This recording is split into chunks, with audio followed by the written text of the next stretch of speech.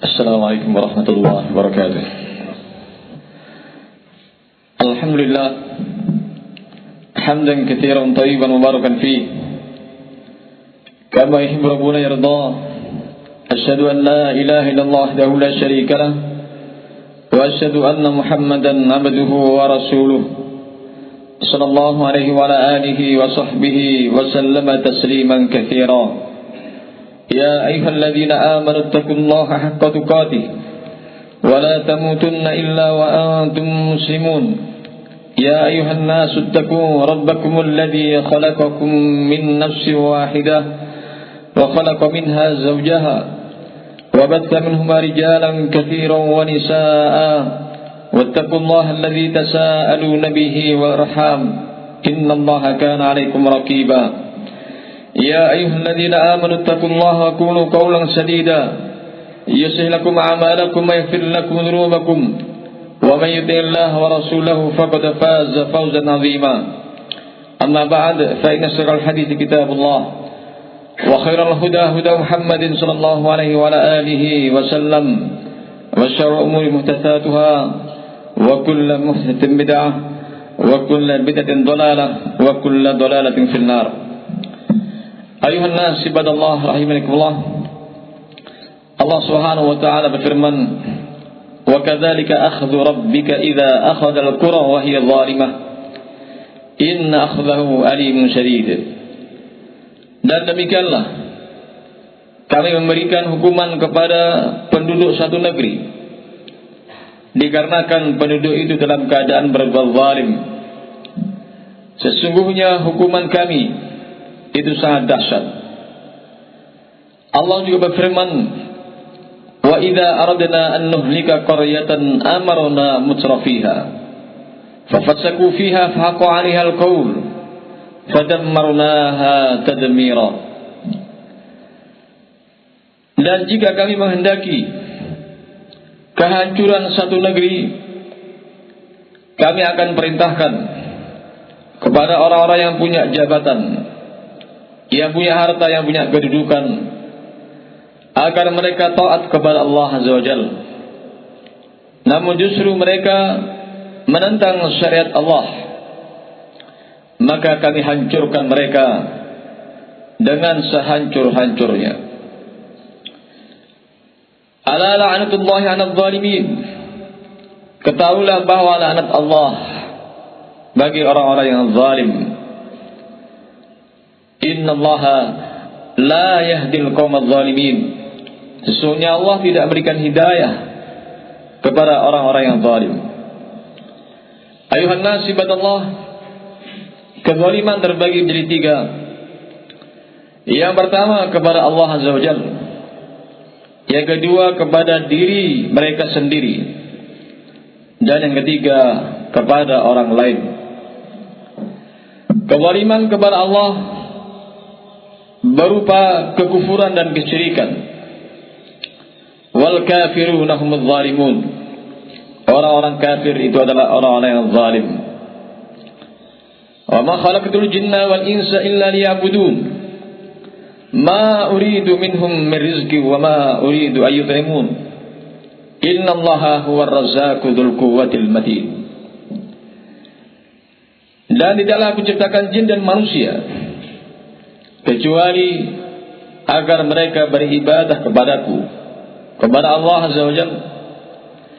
Aku tidak menginginkan dari mereka rizki, tidak pula mereka memberikan makan kepada diriku. Sesungguhnya Allah adalah zat pemberi rizki yang maha kuat lagi maha perkasa. Inna syirka la dzulmun azim. Sesungguhnya kesyirikan adalah kezaliman yang paling besar. Ala unabbiukum bi akbaril kabair. Maka tunjukkan kepada kalian tentang dosa yang paling besar. Qalu bala ya Rasulullah. Mereka mengatakan tentu ya Rasulullah, qala asyraku billah. Melakukan kesyirikan kepada Allah. Dari hari ke hari ibadallah, masih banyak orang-orang yang melakukan kesyirikan. Masih banyak orang melakukan kekufuran. Masih banyak orang yang tidak mau sholat. Seakan-akan hidup itu seperti layaknya binatang. Dikiranya kalau sudah mati selesai. Ibadallah rahimakumullah, kalau kita melihat bagaimana Adam tulu sittuna dira'an fis sama, panjangnya itu setinggi 60 dira' ke langit, usianya panjang, bahkan lahir dari Hawa sebanyak 220 laki-laki dan 220 perempuan. Itu kalau seorang punya anak sampai 220, kira-kira butuh berapa tahun lamanya? Allah memberikan usia yang panjang kepada Nabi Adam, kepada Hawa, hingga ketika Adam Hawa meninggal dunia, ada keturunannya, ada anaknya, ada cucunya, mencapai 400.000. Namun Nabi Adam itu pun telah meninggal dunia. Nabi Nuh alaihi salatu wassalam, laqad arsalna Nuhan ila qaumi falabitha fihim alf sanatin illa 50 ama fa'akhadhahum at-tufan wa hum zalimun. Sungguh kami telah mengutus Nuh kepada kaumnya. Nuh mendakwahi kaumnya selama 950 tahun, hampir 1000 tahun. Namun banyak di antara mereka tidak beriman. Wa ma amana ma'ahu illa qalil. Tidak beriman bersama Nuh kecuali sedikit. Abdullah bin Abbas menyebutkan yang beriman hanya 80 orang dalam tempo 950 tahun. Artinya dibuat rata-rata setiap 12 tahun hanya satu yang beriman. Berapa usia Nabi Nuh? Ada yang mengatakan 3000. Namun butuh dalil yang jelas. Kalau kita melihat dakwahnya saja hampir 1000 tahun, usia yang panjang. Nabi Nuh pun sudah meninggal dunia. Usia umat terdahulu sangat panjang, tubuhnya tinggi, besar dan kuat. Sementara kita ini semakin pendek. Tubuh kita semakin pendek, semakin lemah. Usia kita pun semakin pendek. Tidak ada di negeri kita ini orang yang sampai usianya 200 tahun. 200 saja tidak ada. Kalau kita meliti bagaimana Abrahah ketika berbuat zalim, menjadi raja yang angkuh, Allah masukkan ke kepalanya nyamuk. Berapa tinggalnya? 400 tahun lamanya. Tiap kali ini nyamuk terus bergerak di kepalanya dan tidak berhenti kecuali kepalanya dipukul dengan sekeras-kerasnya. Tinggal 400 tahun lamanya ibadah Allah, sampai datang kematiannya. Ayuhan nas ibadallah haikumullah. Nabi Musa alaihissalam ketika datang malakul maut, Allah kasih tanggul lagi untuk meletakkan telapak tangannya ke bulu sapi. Setiap satu bulu yang ditutupi oleh telapak tangannya dikasih tangguh setahun. Kalau kita megang bulu sapi dengan telapak tangannya, itu kira-kira berapa ratus bulu yang kita tutupi. Sementara Nabi Musa tinggi besar, telapak tangannya pun lebih besar. Dikasih usia demikian panjangnya, dan Nabi Musa pun sudah meninggal dunia. Ayuhan nas, kita ini hamba Allah, tugasnya hanya satu, beribadah, bukan yang lainnya. Tugas kita ini beribadah. Jangan sampai kita berlaku zalim. Dinamakan dengan dunia lidunuhi walidanaihi, karena dekatnya dan karena rendahnya. Karena kita tidak lama tinggal di dunia. Saudara-saudara kita banyak meninggal dunia. Dan karena rendahnya dunia dibanding akhirah, wa lanasifuha ala rasiya khairum minad dunya wa ma fiha. Kerudung yang dipakai oleh bidadari penghuni surga itu lebih bagus daripada dunia dengan segala isinya. Itu baru kerudungnya, belum istananya, belum pohon-pohonnya, belum bidadari-bidadarinya, dan lain sebagainya ibadah Allah dari kenikmatan yang kekal abadi. Al-qabru awal manazil akhirah. Alam kubur itu alam persinggahan pertama kali negeri akhirat. Jadi kalau kita sudah mati, sudah masuk alam akhirah. Entah berapa ratus tahun kita tinggal di alam kubur. Tapi Allah katakan hatta zurtumul maqabir, itu masih ziarah. Alam kubur yang sampai 1000 tahun, 2000 tahun, 10.000 tahun, itu masih ziarah. Bagaimana hidup kita ini, ibadallah? Qala kam labithtum fil ardi adada sinin. Allah itu mengatakan kepada manusia, berapa tahun kalian tinggal di dunia? Berapa tahun kalian tinggal di dunia? Ketika tahu negeri akhirah, qalu labithna yauman aw ba'da yaum. Fasaril adin, kami tinggal di dunia hanya sehari atau setengah hari saja. Bertanyalah kepada orang yang menghitungnya. Wa inna yauman 'inda rabbika ka'alfi sanatin mimma ta'udun. Sesungguhnya sehari sisi Allah itu seperti 1000 tahun hitungan kalian. Hidup di dunianya sementara, ibadallah. Perbanyak diri kita untuk beribadah kepadanya. Jangan melakukan kezaliman berupa kekufuran, kesyirikan, tidak mau sholat, tidak mau mempelajari ilmu agama Allah. Untuk apa hidup kalau bukan untuk beribadah kepadanya? Kemudian kezaliman terhadap diri kita sendiri, baik dengan cara minuman keras, dengan cara bertato, dengan cara tasyabuh dengan musuh-musuh Allah, rambutnya dibentuk demikian rupa, dengan merah, dengan kuning, dengan hijau, dan lain-lainnya. Ini zalim kepada dirinya sendiri. Rasulullah menyatakan, man tashabbaha biqaumin fahuwa minhum. Siapa yang tasyabuh dengan satu kaum, maka dia itu termasuk kelompok mereka. Kalau kita tasyabuh dengan orang-orang kufar, nanti yaumul qiyamah kita akan dibangkitkan bersama orang kafir, walaupun KTP kita ini agamanya Islam.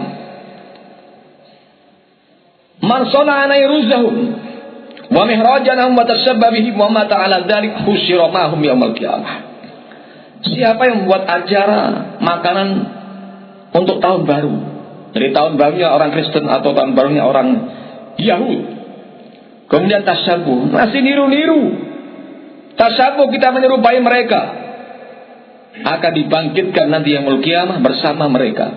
Hanya billah bin amr bin as. Ayuhan nas ibadallah rahimakumullah.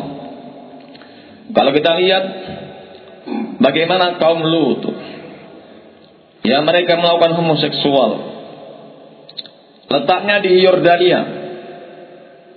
Bagaimana kaum ini laki-laki berhubungan dengan laki-laki.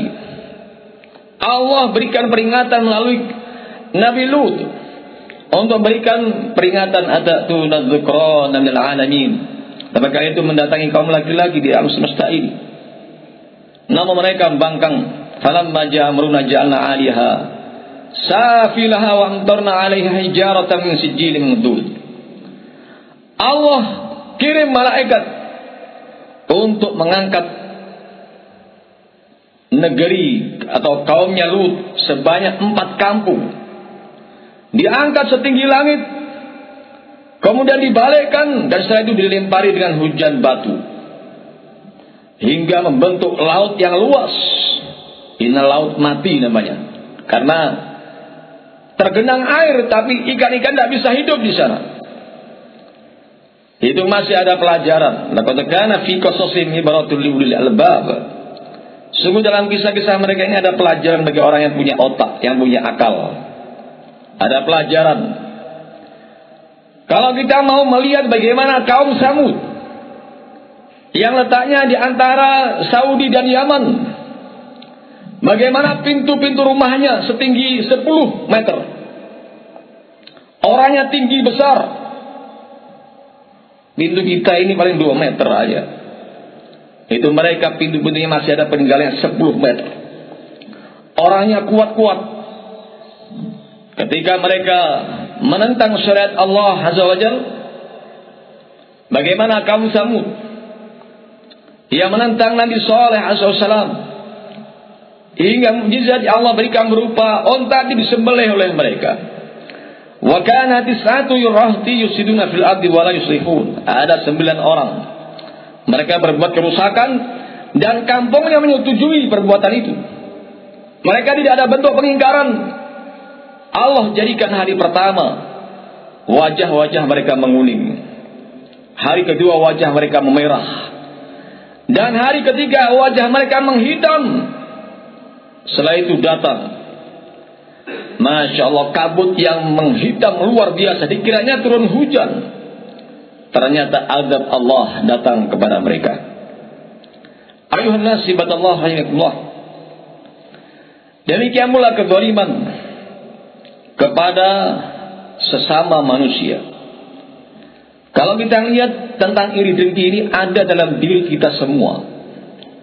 Tidak ada di antara kita kecuali pasti ada sifat iri dengki, ada sifat hasad. Dan di antara manusia tidak senang kalau orang lain mendapat kenikmatan. Pengennya pindah kepada dirinya, atau minimal itu kenikmatan hilang. Tapi kalau orang yang imannya kuat, ketika muncul dalam hatinya iri dengki, akan berusaha untuk menepis. Di saat mungkin tetangganya bangun rumah, kita ada iri dengki, udah kita bantu. Kita bantu tetangga kita untuk menghilangkan iri dengki dalam diri kita ini. Ketahui iri dengki tidak hanya sebatas dalam hati orang awam, bahkan di kalangan ulama, di kalangan fuqaha, orang-orang yang ahli fikih. Kita masih ingat kisah Abi Ismail Harawi bermadzhab Hambali.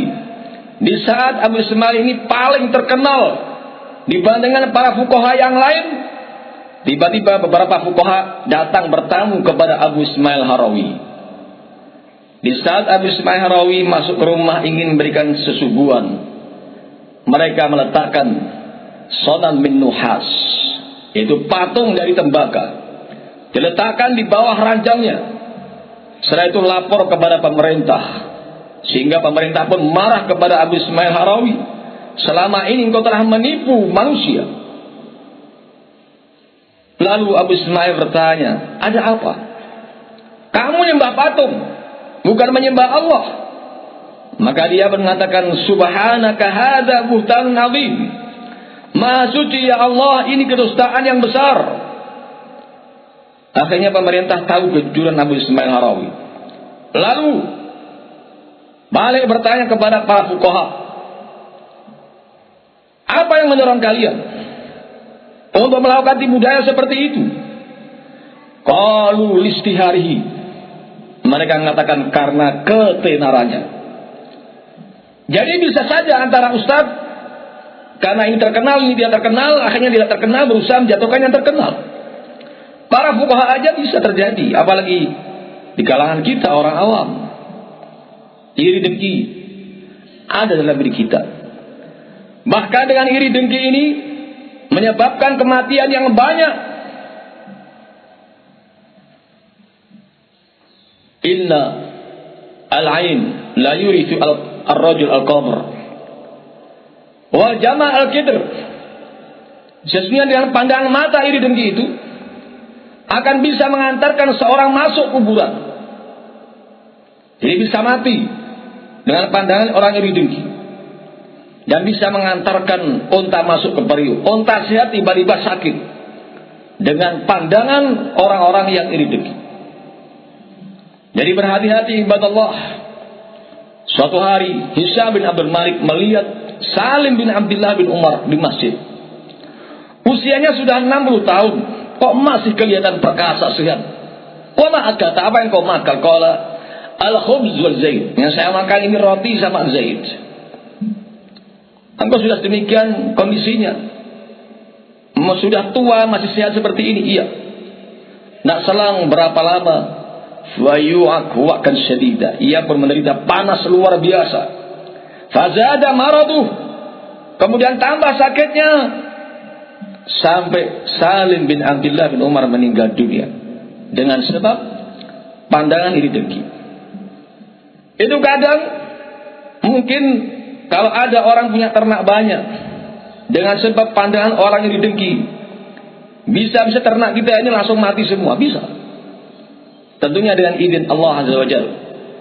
Ayuhan nas ibadallah, berusaha bagi kita hilangkan iri dengki ini. La hasada illa fisnatain. Tidak boleh kita iri dengki kecuali dua perkara. Yang pertama, rajulun atahu Allahul Quran fahuwa yatlu bihi ana al-laili wa an-nahar. Seorang yang Allah kasih anugerah, dia ini bisa baca Quran, ia baca sepanjang malam, sepanjang siang. Dia pengen seperti orang itu. pengen seperti orang yang rajin baca Quran, karena dia mengumpulkan pahala yang paling banyak. Yang kedua, rajulun atahullahu malan fasallatahu ala haqli fil haq. Seorang yang Allah kasih harta benda, ia gunakan harta itu untuk kebenaran. Ia sedekahkan. Boleh kita pengen seperti orang tersebut tanpa menghilangkan kenikmatan yang ada pada dirinya. Selain dari dua perkara ini tidak boleh. Tidak boleh. Ini namanya ghibthah. Kita pengen seperti orang yang rajin baca Quran, atau seperti orang yang Allah kasih harta. Hartanya bukan disimpan untuk dirinya sendiri, tapi untuk sedekah, untuk kebenaran. Ibadallah rahimakumullah. Lihatlah bagaimana kezaliman kepada orang lain.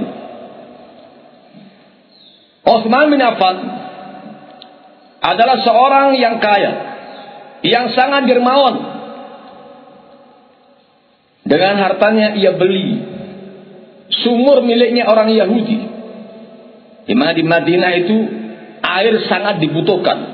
Tidak seperti di tempat kita, air melimpah ruah demikian. Ini orang Yahudi punya sumur, tapi airnya dijual belikan, sehingga yang beli hanya orang-orang yang mampu saja. Sehingga Rasulullah menyatakan, man istara bil rumah falal jannah. Wa fi riwayah man hafara bil rumah falal jannah. Siapa yang beli sumur rumah baginya surga. Siapa yang menggali sumur rumah baginya surga. Dibeli oleh Utsman bin Affan dengan harga yang super mahal. Kemudian airnya digunakan untuk kepentingan kaum muslimin. Membeli surga dengan sebab sumur yang telah ia beli. Airnya digunakan untuk kepentingan manusia. Dan sampai sekarang ibadallah, air itu terus mengalir. Hadirin kalau pengen umroh atau pengen haji, singgahlah ke kebun Utsman bin Affan, kebun kurma Utsman bin Affan. Itu masih banyak kurma-kurmanya, anggur-anggurnya. Ternyata kurma-kurma dan anggurnya itu digunakan untuk kepentingan kaum muslimin. Kita lihat bagaimana bentuk kezaliman orang Khawarij. Beberapa orang Khawarij dari Mesir berusaha untuk mengepung rumah Utsman bin Affan. Bahkan air dari sumur rumah tidak boleh masuk ke tempatnya Utsman bin Affan. Padahal beliau yang beli. Beliau yang beli, tapi airnya tidak boleh masuk. Ketika ada sebagian pembantunya yang bawa air, ditumpahkan sama orang Khawarij. Sampai Utsman bin Affan baca Quran dibunuh sama orang Khawarij. Di saat itulah bagaimana ada dua orang melihat Utsman bin Affan sudah meninggal dunia, di pangkuannya Nailah, salah satu istri dari Utsman bin Affan. Orang pertama pengen memukul wajahnya. Kemudian diingatkan oleh Nailah, apa engkau tidak mendengar bagaimana ucapan Rasulullah SAW kepada Utsman bin Affan? Orang ini akhirnya malu pergi. Lalu orang kedua tetap berusaha menyingkap wajahnya dan memukul wajah Utsman bin Affan yang telah meninggal dunia. Maka Nailah berdoa kepada Allah. Nah, ya basallahu yadak. Semoga Allah mengeringkan tanganmu. Wa ami basarok, dan membutakan matamu. Wa la yaghfirullahu dzambak, dan Allah tidak mengampuni dosamu. Belum keluar dari rumah, tangannya ini mengering seperti lumpuh tangannya. Dan matanya buta. Ibadallah, matanya buta. Kemudian dia datang berdoa kepada Allah seakan-akan dia tidak terima oleh Allah Azza wa Jalla. Jadi berhati-hati dari doanya orang yang kita zalimi. Fa innahu laisa bainahu wa hijab, karena tidak ada perantara antara dia dengan Allah Azza wa Jalla. Doanya akan dikabulkan. Ayuhan nas ibadallah, inilah bentuk kezaliman kepada Allah, kepada diri kita sendiri, dan kepada sesama manusia. Alhamdulillah.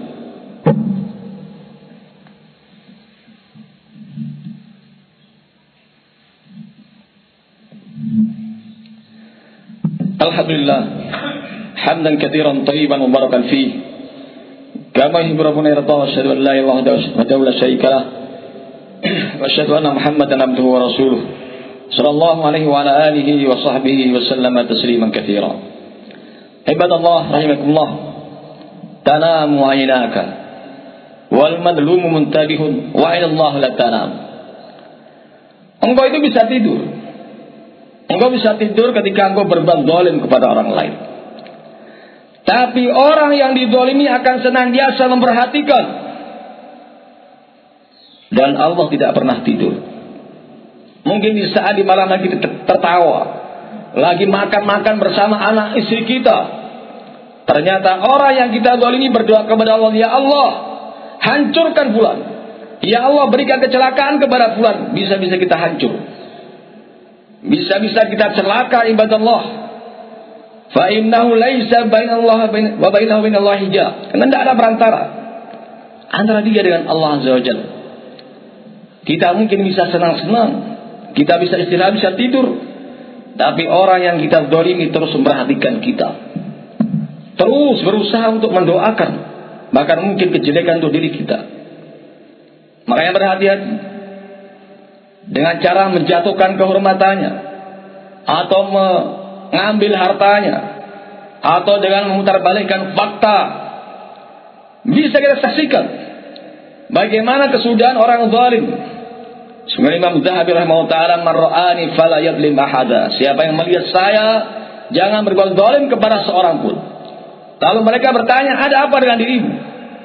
Dulu saya ini adalah seorang yang durhaka. Ketika ada seorang yang pekerjaannya nyari ikan, ia dapat itu ikan, dan dirampas orang tersebut, dirampas dengan paksa.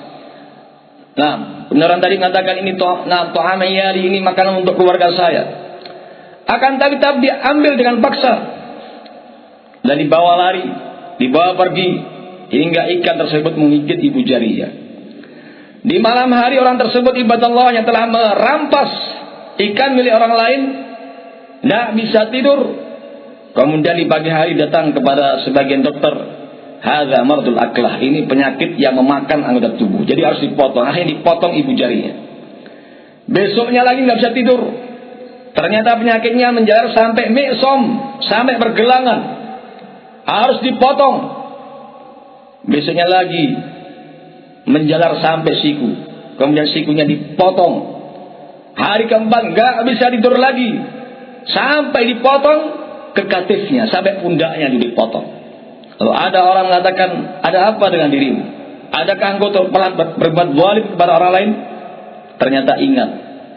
Nah, ia cari orang tersebut sampai kedapatkan. Apakah engkau mendoakan kejelekan untuk diriku tatkala aku ambil paksa dirimu, ambil paksa ikannya yang ada dalam dirimu? Qala, Allahumma abduka hadza akhadha minni biquwwatihi fa'arini quwwatah. Ya Allah, hambamu ini mengambil dari diriku dengan kekuatannya. Kalau begitu tunjukkan kekuatan kamu. Lihatlah ibadallah, dengan sebab merampas ikan orang lain, menjadikan tangannya terpotong, itu baru di dunia. Itu kalau dimaafkan.